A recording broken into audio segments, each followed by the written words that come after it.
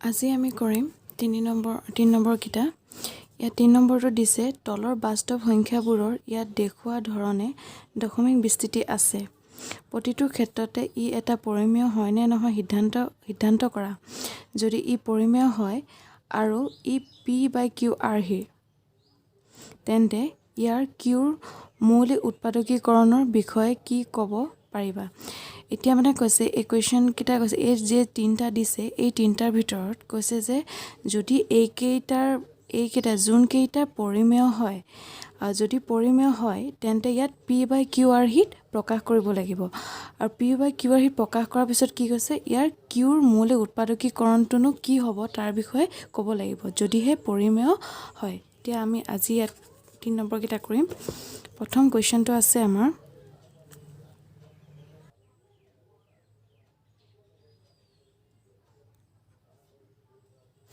প্ৰথম কোৱেশ্চনটো আছে 43.123456789 এইটো হৈছে দশমিক বিস্তৃতি হয় এইকেইটা দশমিক বিস্তৃতি হয় কিন্তু কি হয় ই পৰিসমাপ্তি হয় ইয়াৰ সমাপ্ত হৈ গৈছে ইয়াৰ কোনো ডট চিন নাই গতিকে ই কি হয় এটা পৰিসমাপ্তি এইটো সমাপ্ত হৈ গৈছে গতিকে আমি ইয়াত কি লিখিম গতিকে প্ৰথমে আমি লিখি ল'ম যে ই দশমিক বিস্তৃতিটো দশমিক বিস্তৃতিটো পৰিসমাপ্তি কাৰণ আমাৰ ইয়াত কি হৈছে সমাপ্ত হৈ গৈছে পৰিসমাপ্ত তাৰ পিছত আমি লিখিম যে গতিকে যেহেতু আমাৰ শেষ হৈ গৈছে গতিকে ই এটা কি হয় ই হৈছে এটা পৰিমেয় শেষ হৈ গৈছে সেইটো কাৰণে ই হৈছে এটা পৰিমেয় আৰু আমাৰ কোৱেশ্চনটোত কি কৈছে আমি যেতিয়া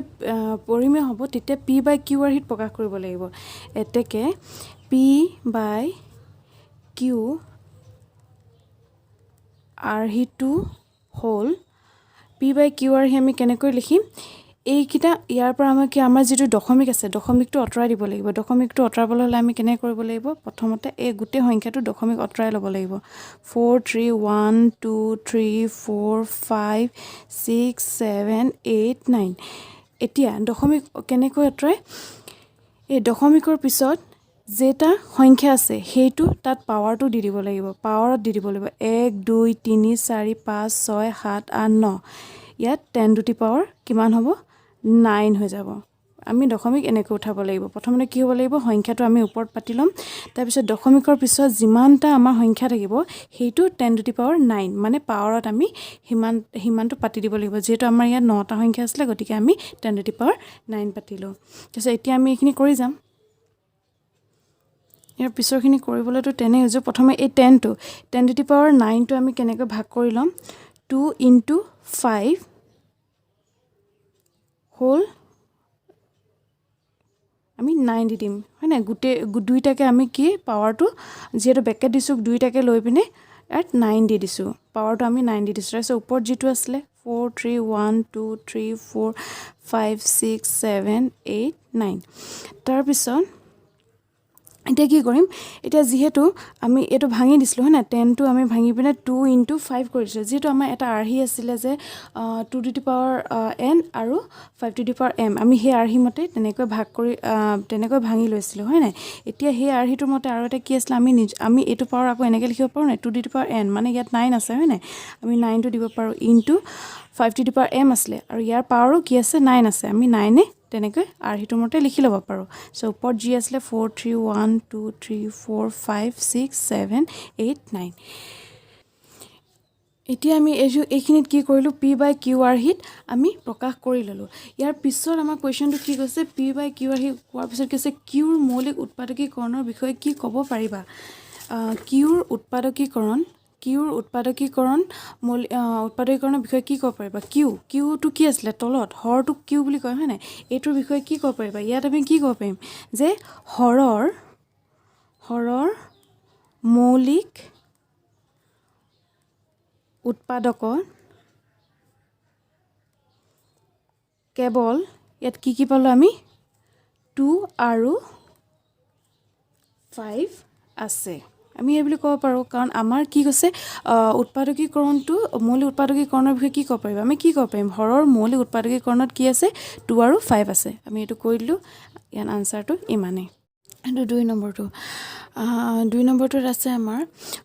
0.1201200120000120000 মানে এইটো আমাৰ কি হয়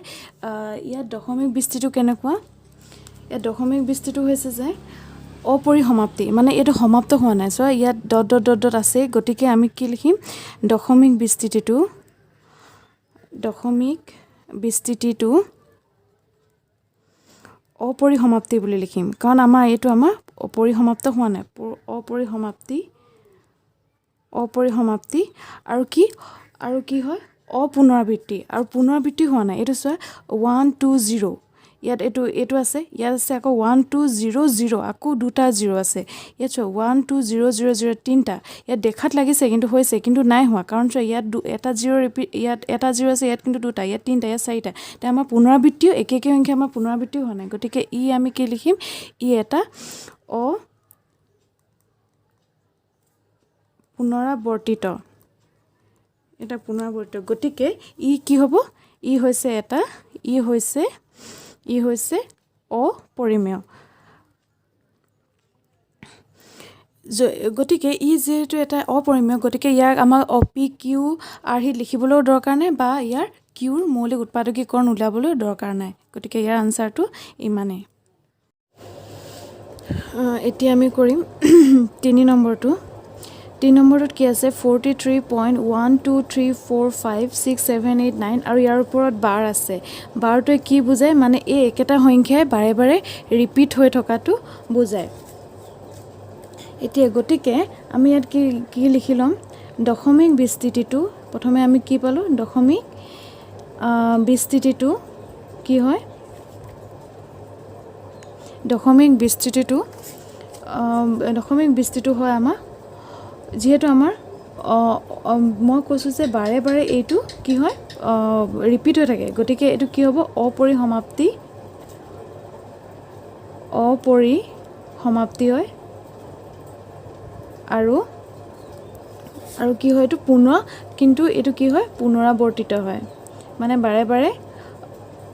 ৰিপিট হৈ থাকে পুনৰাবৰ্তিত তাৰপিছত যিহেতু এইটো কি হয় অপৰিসমাপ্তি হয় ইয়াৰ সমাপ্ত হোৱা নাই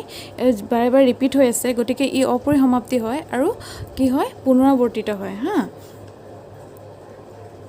এইটো স্পেলিংটো ভুল আছে পুনৰাবৰ্তিত হয় তাৰপিছত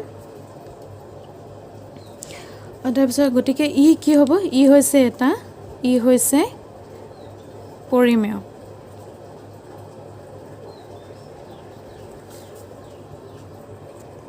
এইটো অলপ দীঘল হয় এতিয়া আমি ধৰি ল'ম ধৰা হ'ল x = এই গোটেই সংখ্যাটো 43.123456789 x = এই গোটেই সংখ্যাটো বুলি আমি ধৰি ল'লোঁ আৰু এইটো কি বুলি ল'লোঁ এইটোক ল'লোঁ আমি 1 নম্বৰ বুলি হা এতিয়া আমি কি কৰিম আমাৰ এই গোটেই সংখ্যাটো এইটো সংখ্যা এইফালৰ সংখ্যাটো আৰু এইফালৰ সংখ্যাটোক আমি কিহে এতিয়া পূৰণ কৰি দিম এইটো হৈছে পূৰণ কিহেৰে কৰিম জানানে 10⁹ কৰিম কাৰণ আমাৰ দশমিকৰ পিছত কিমানটা সংখ্যা আছে 1 2 3 4 5 6 7 8 9টা গতিকে আমি কি ল'ম 10⁹ আৰু এই 10⁹ এইফালৰ সাইডেটো পূৰণ কৰিম এইফালৰ সাইডেটো পূৰণ কৰিম তে পূৰণ 10⁹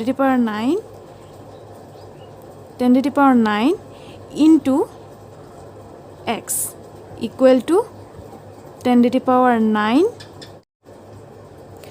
10⁹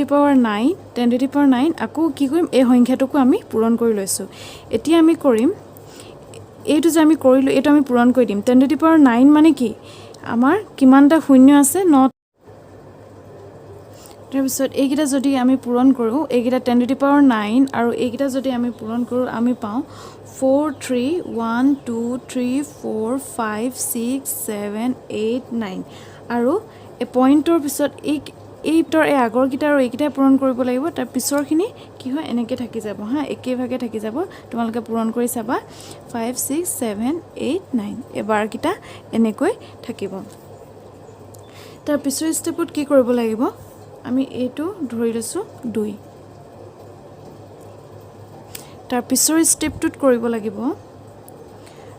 2ৰ পৰা 1টো বিয়োগ ইয়াত বিয়োগ কৰিব যাওঁতে তোমালোকে চাবা 2ৰ পৰা 1 বিয়োগ কৰিব লাগিব হা আমাৰ 2ত প্ৰথমতে আমি চাব লাগিব আমাৰ এই ইয়াত আমাৰ কি আছে এইখিনিৰ পৰা এই xৰ ঘৰটোৰ এই প্ৰথমৰ এই 1ৰ xৰ ঘৰৰ লগত মাইনাছ কৰিব লাগিব এই x কৰিলে কি হ'ব যেটো ইয়াত পৰা 1 হে বিয়োগ যাব গতিকে কিমান হ'ব 99999 9টা 9 হ'ব কাৰণ ইয়াৰ পৰা ইয়াৰ x মাইনাছ কৰিলে মাত্ৰ এটাহে মানহে মাইনাছ কৰিব লাগিব গতিকে 9 আমাৰ 9টা হ'ব তোমালোকে বিয়োগ কৰি চাব তাৰপিছত এটো x তাৰপিছত এইখিনি লম এইখিনি তাৰপিছত আহিলে এইটো সাইডৰ এই 2ৰ এই সংখ্যাখিনিৰ লগত 1ৰ এই সংখ্যাখিনিৰ বিয়োগ কৰিলে আমি পাওঁ 4 3 1 2 3 4 5 6 7 4 6 তোমালোকে বিয়োগ কৰি চাবা এই সংখ্যাটো আমি পাওঁ তাৰপিছত কি কৰিব লাগিব আমি x উলিয়াব লাগিব হয় না x টো আমি এফালে থৈ x ৰ লগত কি হয় পূৰণ হৈ আছে আৰু এফালে যাওঁতে হৈ যাব আমাৰ হৰণ 4 3 1 2 3 4 5 6 7 4 6 বাই হৰণ হ'ব যেটো 9 9 9 এতিয়া হ'ব 4 7 9 1 4 9 5 1 তাৰপিছত আমাক যেহেতু কোৱেশ্চনত কৈছে এই যে কিউৰ মৌলিক উৎপাদকটোনো উৎপাদককিটা কেনেকুৱা হয় আমি যদি ইয়াৰ উৎপাদক উলিয়াব যাওঁ 0 3 7 0 3 7 হা ইয়াত 1 2 এতিয়া আমি ইয়াৰ মৌলিক উৎপাদকীকৰণটোত আমি কিমান পালো 4 এই ওপৰটো আমি পাতি লম 4 7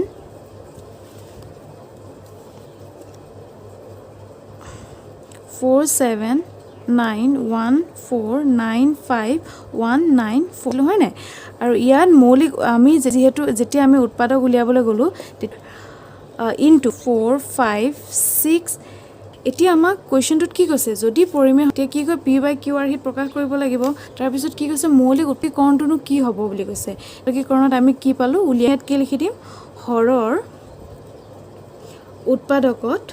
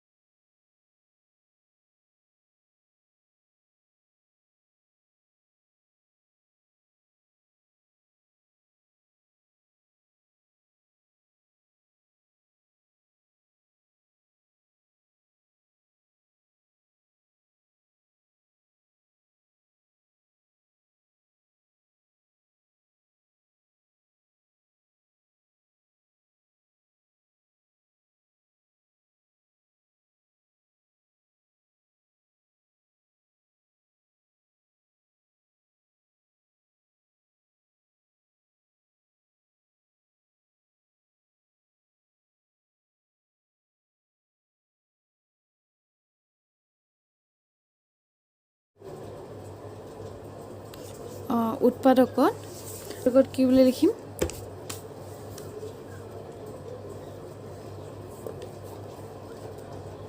5ৰ বাহিৰেও